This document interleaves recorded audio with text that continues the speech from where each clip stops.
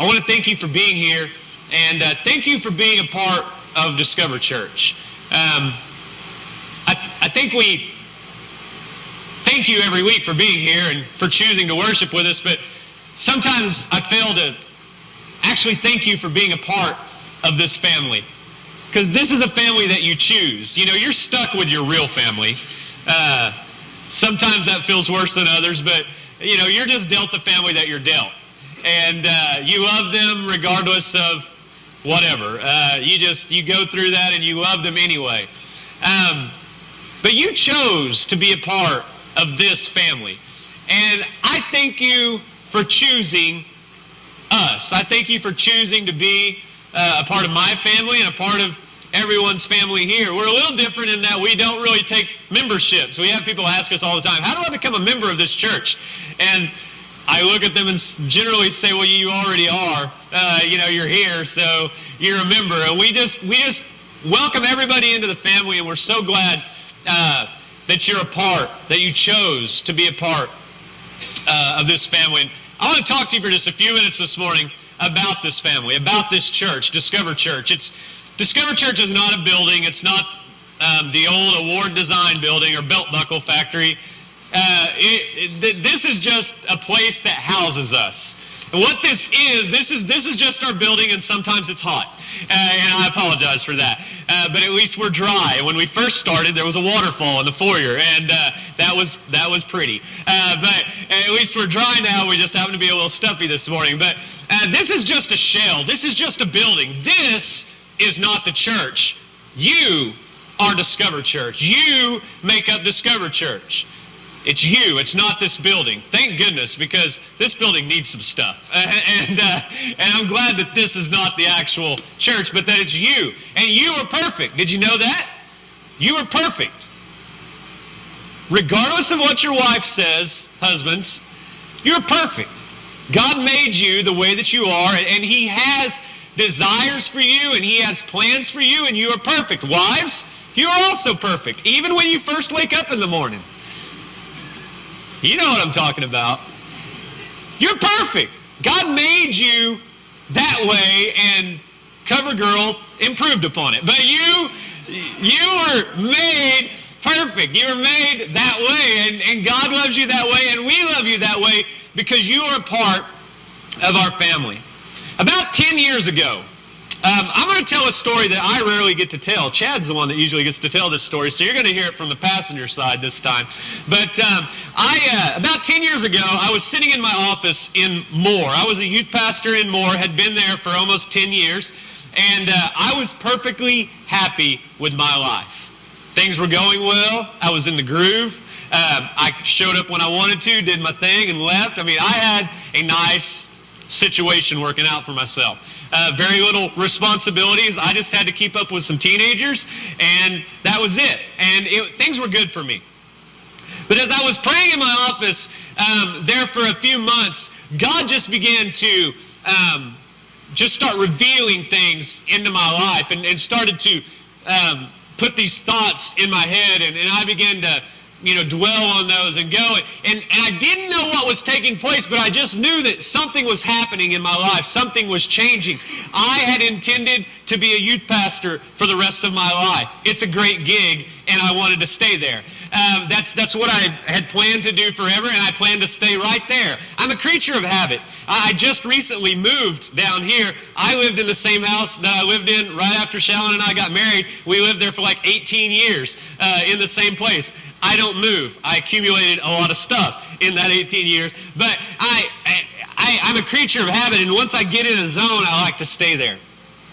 But God began to move me and began to change things in my life, and I went to my pastor, who was and still is a very good friend of mine, and his name was Greg, and I went to him and I said, Greg, I don't know what's going on, but I said, things are changing in me. And he said, what do you mean things are changing? And I said, well, I feel God is changing my heart. God is doing something different in me. He wants me to do something different, and I don't know what that is. And he said, well, what do you think it is? I said, I have no clue. I'm a youth pastor. That's what I do. I'm a worship leader and a youth pastor, and I like doing that. I'm in my zone. That's what I like. And so I can't imagine doing anything different. I said, maybe it's something here. Maybe I'm going to do something different here. I don't know, but just will you pray with me about it? And he said he would, and we prayed. And for a couple of months, we kept praying about that with no idea what was going to take place.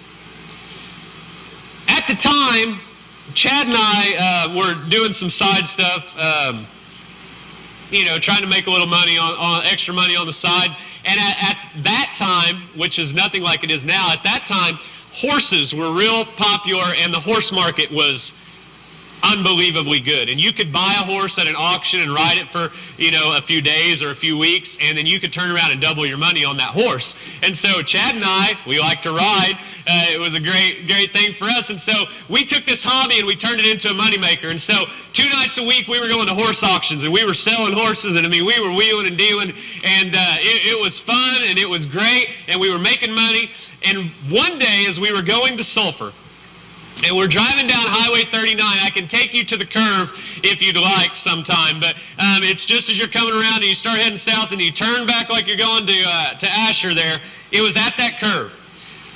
And Chad looked over at me out of the blue, and he said, I think we should start a church.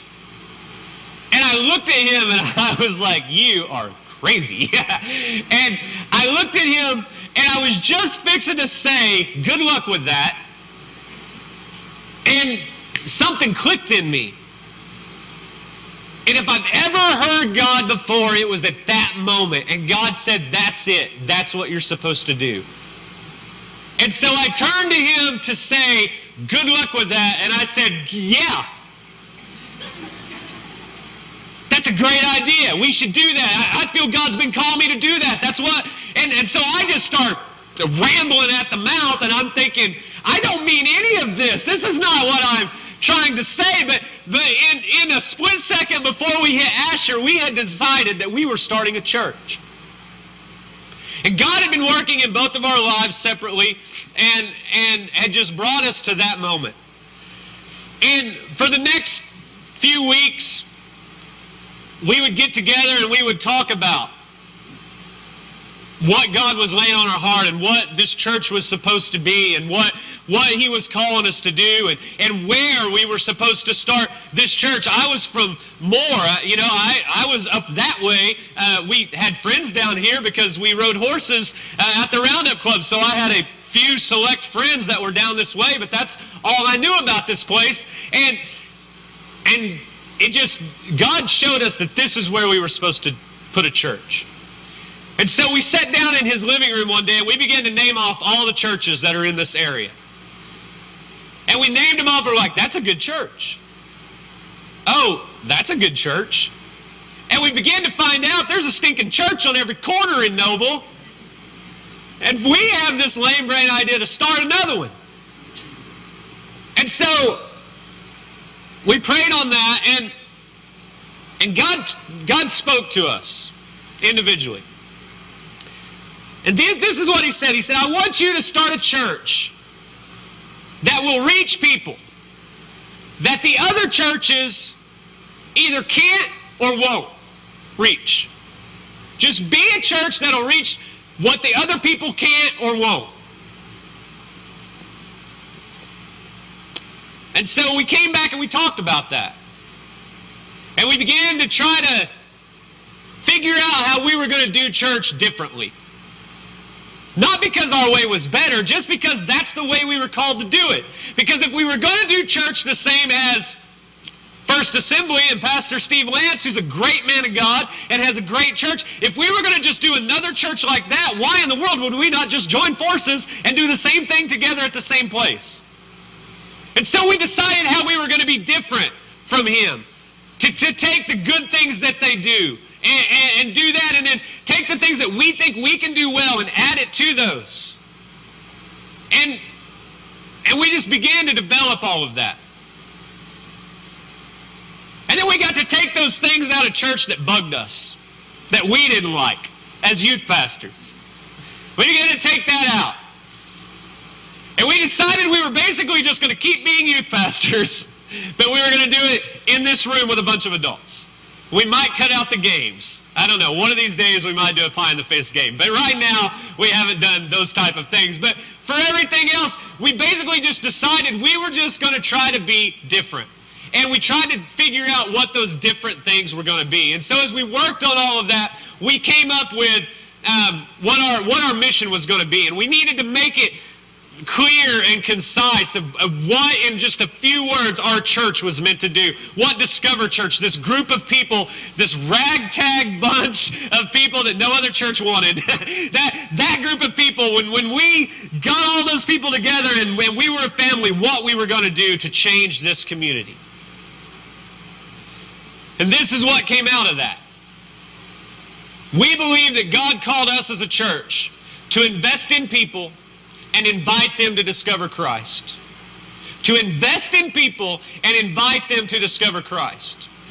And so with that said, we had to find a place to have church, to do the things that the other churches do, because they gather in one place and they have worship and a sermon and all of that stuff. And so if we're going to be accepted in this community, we need to do that. And so Chad's dad, Gene, had told him, hey, there's a building up on the hill. I think it would make a great church. And Chad was like, whatever. Just kind of dismissed it. And then we started talking about this, and so we came up here. And every part of this building that you could see into was covered with metal. Tin. Like the corrugated metal. Everything was covered. And so we walked around it, and then we went out to my truck and we got my drill. And we took the metal off of the door, and we came inside, breaking and entering. That's how this church started, just so you know. And so we walked around, and it was a disaster. That may be putting it lightly. If you'll excuse me for saying so, it was kind of a hellhole. There were ceiling tiles everywhere, not in the ceiling, just everywhere. There was water puddles. There was insulation. There was people's junk that people had just stored here and left. And this room here was full of industrial tubs and wash racks and all sorts of god-awful stuff. And there was dust everywhere. Everywhere. And I looked at Chad and I said, God cannot move in this place. God is not here. God didn't come in with us. God stayed out there because God is smart. And the more we thought about it, the more we thought this is our place. And we knew we couldn't afford it because we knew who owned it, and we knew that he owned a lot of other things in Noble, and that he probably would not be real interested in selling it to us, and we weren't interested in just renting it because it was a dump.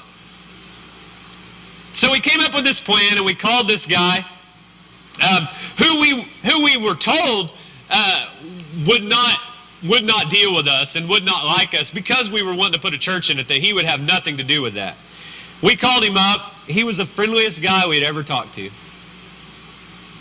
He was really open to us doing this. He worked out a deal where we could at least purchase the place. And so, because he couldn't sell it because of tax purposes, and we didn't want to just rent it because we didn't want to be left out in the cold or any of the other things that could happen with renting a facility this large. And so we got him to sign a lease purchase with us on this and the land for a unbelievable deal. I mean, we when it was all said and done, we're sitting on a gold mine.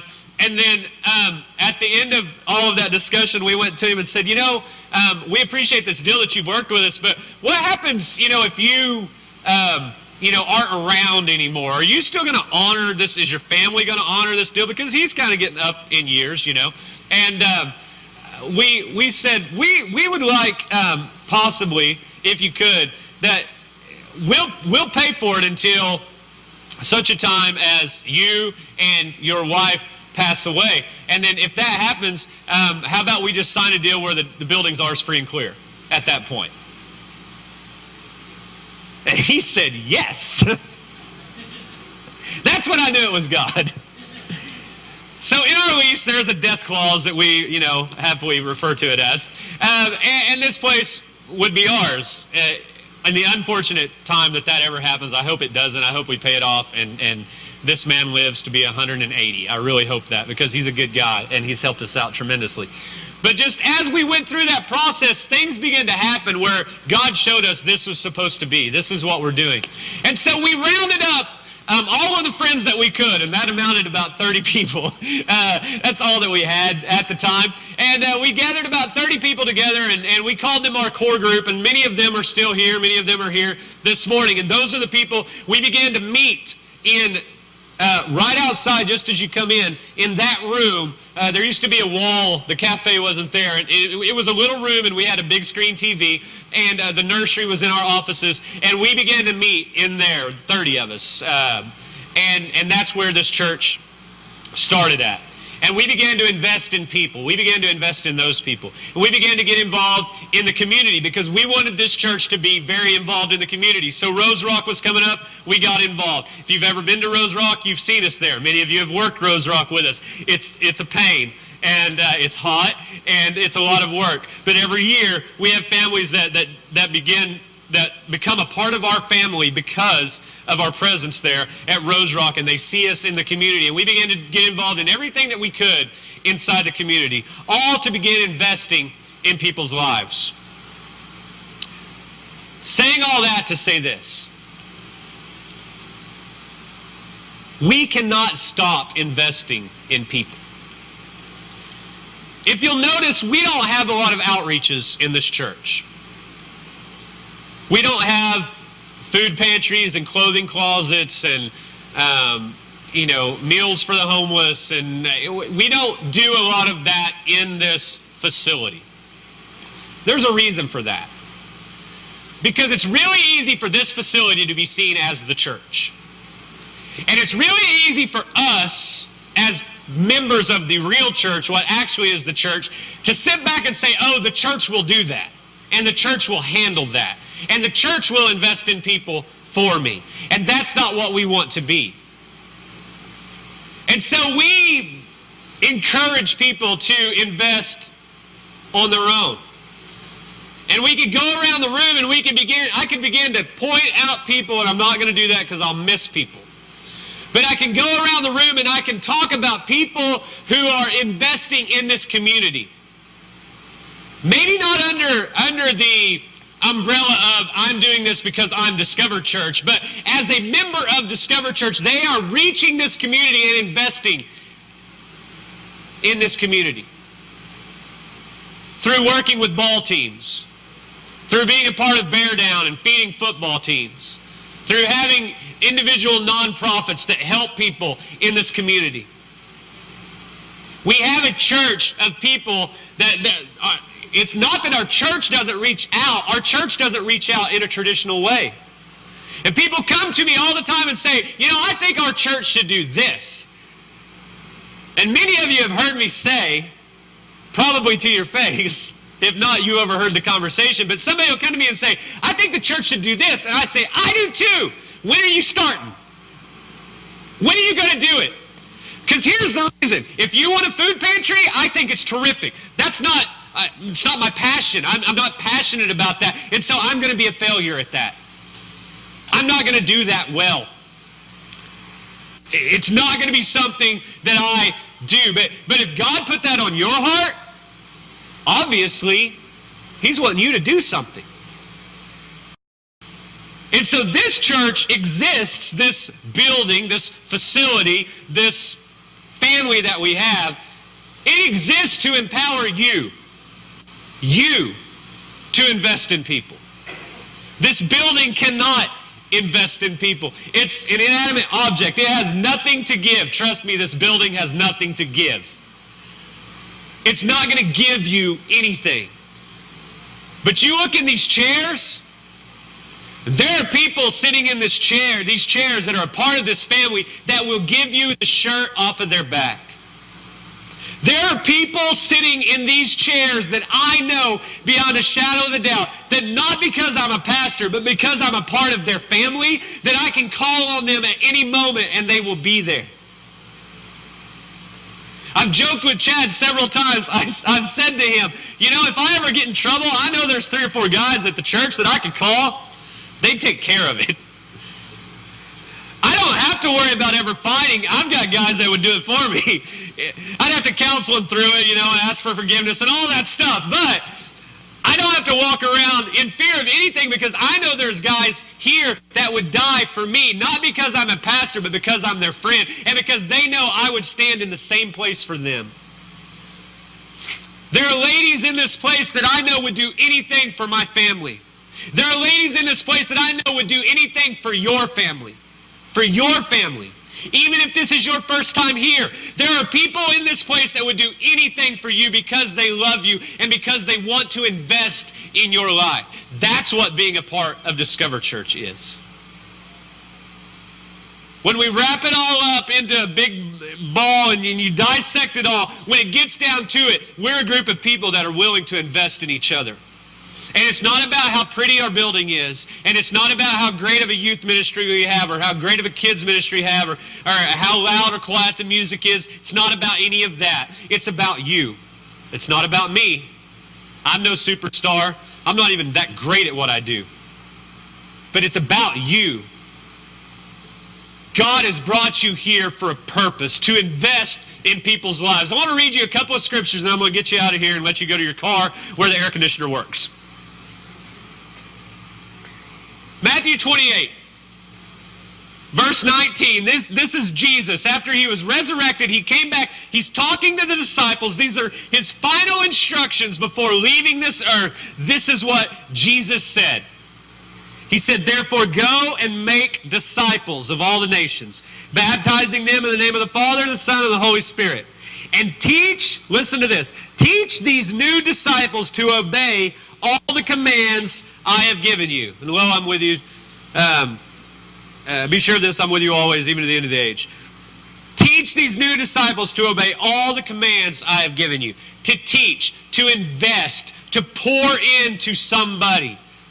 Jesus told his disciples to begin to pour in to people. He's telling us the same thing. We need to begin to pour in to people. To pour into people. How do I do that? How do I invest in people? All of these words sound great, but here I am, I'm sitting here, and I don't really know what I'm supposed to do. I don't know how I go about that. John chapter 15. Verse 9. This is Jesus speaking. He says, "I have loved you, even as the Father has loved me. Remain in my love.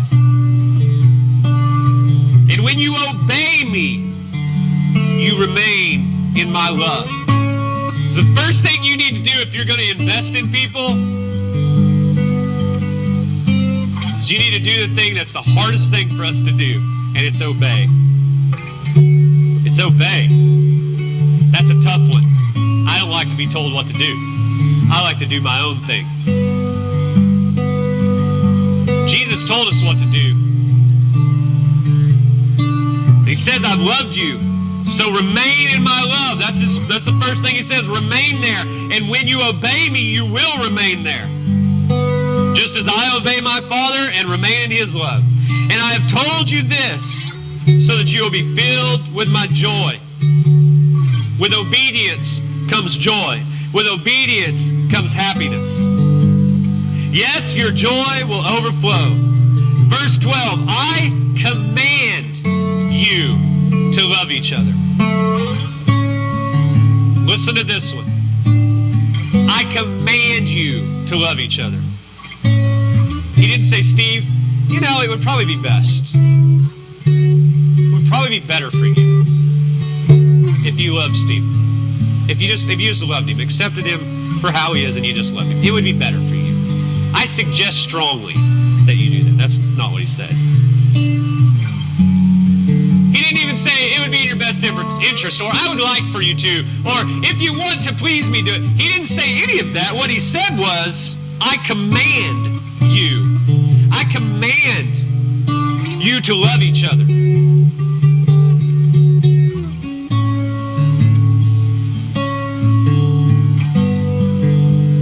John, you don't understand how hard that person is to love. Yeah, I do.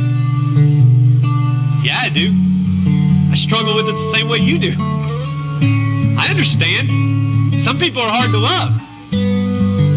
Some people are hard to like, much less love. But he commands us to do it.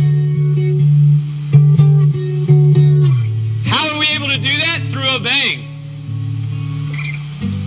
There's this joy that happens that makes you love people when you obey him. When you obey him, you can follow his commandments. I command you to love each other in the same way that I love you. Listen to that. How many times have you messed up your relationship with Jesus? How many times have you done the wrong thing? How many times have you said something that you shouldn't have said? How many times have you gone somewhere you shouldn't have gone? How many times have you... Fill in the blank. How many times have you went against what he commanded you to do? You've wronged him. Just because of your sins, he was crucified. But he loves us with an unconditional love. And he commands us to love in the same way. So no matter what somebody's done to you, or what they put you through, or how justified you feel in not loving them or not liking them, it doesn't cut the mustard. There's no excuse. Can I just say that to you? There's no excuse. You love them anyway. None of this, oh, I love them, but I don't have to like them. No, that's not true. That's not true. That's just somebody's way to placate you and make you feel better. But that's not the way that it goes. When you love, you love. You don't see Jesus walking around loving people and not liking them. He had Judas there. Judas was going to betray him, and he loved him through it all. Through it all. We need to be better at loving. Before we're ever going to be able to invest in people, we got to be able to love people. So love each other in the same way that I love you. And here's how you measure it. So if you think you're doing a good job, you think, yeah, I love everybody. Here's how you measure it. The greatest love is shown when people lay down their lives for their friends. When you lay down your life for a friend. Now he means this in the literal sense. I mean, I don't want to sugarcoat this and say, well, he wasn't really talking about you dying. He was talking about dying. That's what Jesus was talking about. He was saying, I'm fixing to prove to you how much I love you. I'm fixing to lay down my life. No greater love is there than somebody would lay down their life for their friend. That's what he was talking about. But there's more ways to lay down your life than literally dying. And I like to think that I would do that for some people, but it's one of those things until you're in that moment, you don't know what you're going to do. I may huddle under a chair and cry. I don't know. But you want to be that person, but there are other ways to lay down your life for people. Because our life is just the stuff that we have and the stuff that we do. And sometimes just being able to lay that aside to help somebody else is how you show friendship. It's how you show love. It's how you invest. You take your priorities and you set them aside for somebody else's priorities. For a season, for a time, for a moment maybe even. You take your plans that you had and you cancel those so that you can do this for this other person. Because they need it done. Or you have this to do and something happens to this person and you lay your stuff aside and you go and you do the stuff for that person because something happened. And they need you. They need somebody to invest in them. That's what this church is for. That's what we want to do. We want to be friends of Christ. We want to obey him. We want to love like him. That's how you invest in people. Then listen to this. Verse 16. Jesus said, you didn't choose me. I chose you. Don't kid yourself. You are here because he called you here. He chose you to be here. He wants you here. He wants you to be a part of this family, a part of His family. He called you. He chose you. You didn't choose Him. I appointed you to go and produce fruit that will last. So the Father will give you whatever you ask for using my name. I command you again to love each other. He chose you. He commands you to love, to invest in people. If you want to be a part of this church, of this body, that's what's required of you. Invest in people. Invest in people.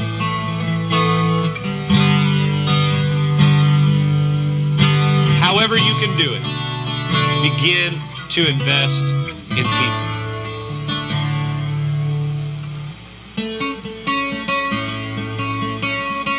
As you leave today, there's a table set up as you're walking out.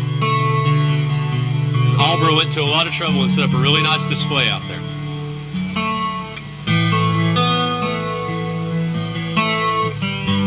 And there's a place there that you can sign up to serve somewhere, to serve your family, to serve in this ministry here. So if you just need something to give you a push and get you started serving people, there are all sorts of ways you can sign up out there to help this church out, to help your family out, to help the people you love out, to give a little bit of your time. You can do that. There's a thing going on right now in the Hobby Lobby parking lot in Norman. It's called 99. What did I do with my Bible? It's called 99. And it's kind of a dramatic presentation. You go through it. There's tickets out there on the information table. They're half-price coupons is what they are. You can take them to that. They're going all through this week. The rest of this weekend into next weekend. It's called the 99 because it's the national statistics on the average amount of deaths among the youth of America every day.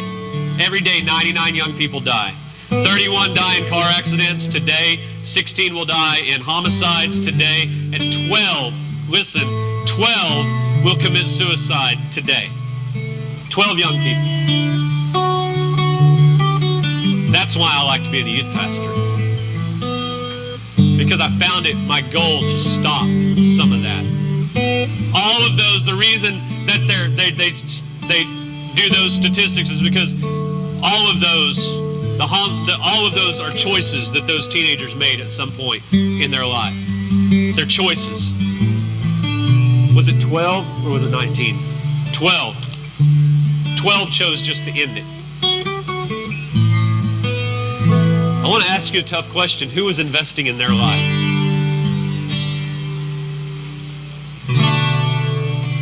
Who is investing in their life?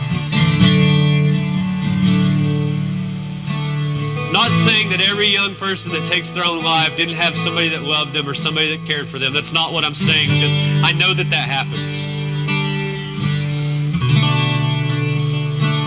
But something in my heart just cries out, what if one more person would have invested in them?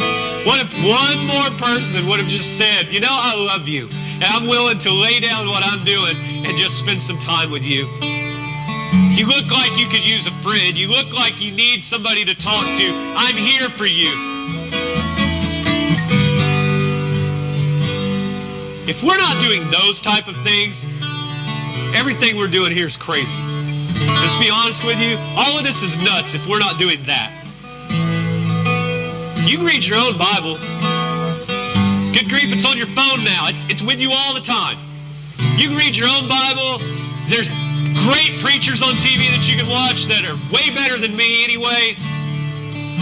Coming here and going through all of this is nuts if we're not investing in people. What we do here together binds us together, gives us strength to be able to pour out into our community, and that's what we need to be doing. So do that. I can't command you to do it. I'm just a part of your family. But Jesus commanded you to do it. Now, I'm not saying you have to go sit with those crazy kids over there every week. But I'm saying maybe next time your kid has another little friend over,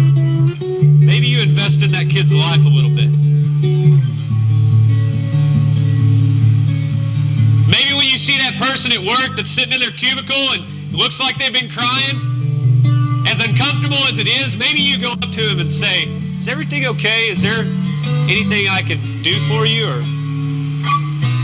if you're comfortable with it, I'd love to pray with you, or maybe I could just pray for you when I pray later. Investing in people.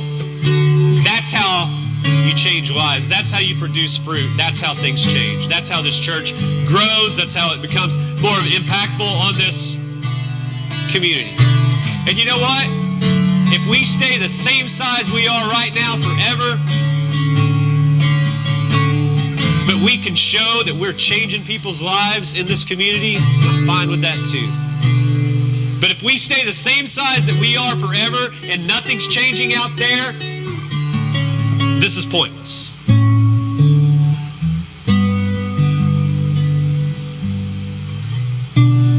I don't mean to sound heavy this morning, but it kind of is. Sometimes we just need to be checked. Sometimes we just need to look at our own lives and say, you know, what am I doing for other people?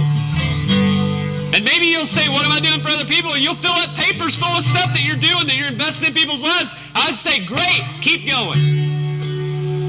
But if at about line 2, you go, I don't know. Get with it. That's what God's called you to do.